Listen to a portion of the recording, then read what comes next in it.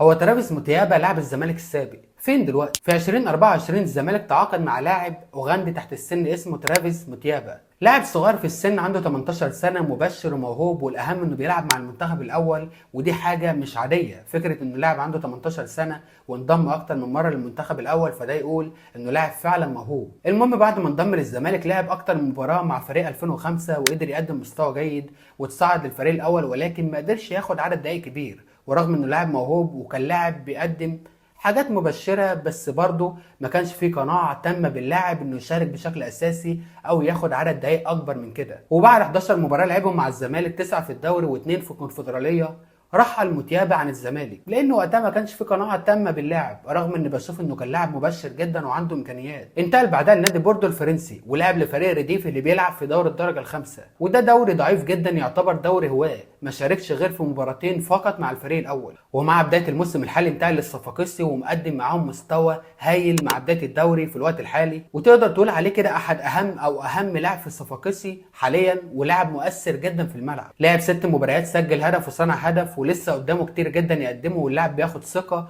وقادر يقدم فعلا امكانياته بشكل مرتاح جدا لانه اخذ عدد دقائق اكبر. ترافيس موتيابا جه في الوقت الغلط للزمالك، ولكنه موهبه فعلا ممتازه، وانا اتوقع انه يقدر يوصل لمراحل اعلى من كده بكتير. قول لي بقى في الكومنتات تحت الحلقه اللي جايه تكون عن مين من سلسله حلقات هو فين دلوقتي.